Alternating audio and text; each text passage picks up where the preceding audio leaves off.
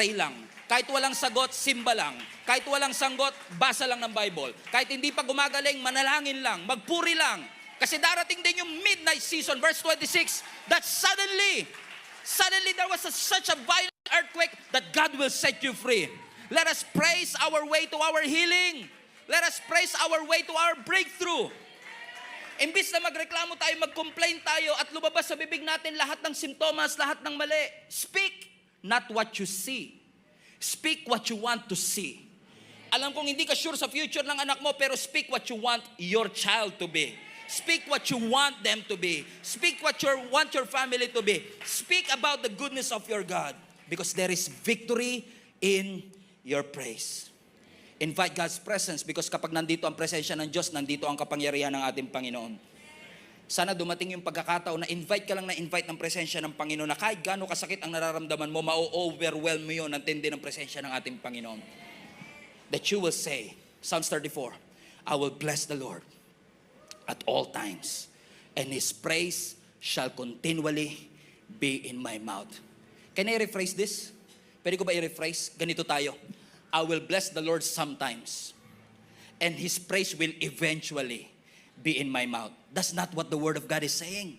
Ang sabi ng Scripture, bless the Lord at all times. Anumang sitwasyon ng iyong buhay, nasa promotion o demotion, nasa sakit o kagalingan, nasa breakthrough or breakdown, nasa set up or setback, kailangan nating matutong magpasalamat sa ating Panginoon sa lahat ng pagkakataon, at hayaan natin na ang bibig natin ay patuloy na magpuri at sumamba sa ating Panginoon. After all, may magagawa ba ang pag-alala mo? After all, may magagawa ba ang takot mo? May magagawa ba ang doubts at ang fear mo? Let go of that fear. Let go of that doubt. Get rid of that bitterness and start praising God. Opening up your mouths and give thanks to the Lord, for He is good and His mercy endures forever. Let us praise and continue to praise the Lord for all the things that He has done. Praise your way to your victory. Praise your way to your healing, and receive that breakthrough that suddenly God will come like a mighty rushing wind, that He will cause an earthquake to set you free.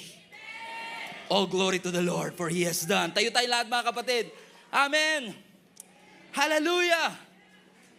Amen. Can you high five at least 3 people? Sabi mo sa kanya, praise is a weapon.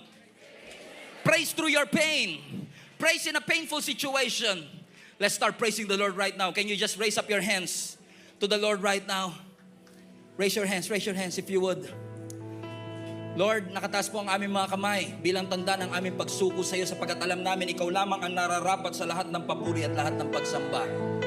Sa lahat ng panahon, naging mabuti ka sa amin. Sa lahat ng panahon, di mo kami iniwan. Mula noon hanggang ngayon, you've been good. You've been so good.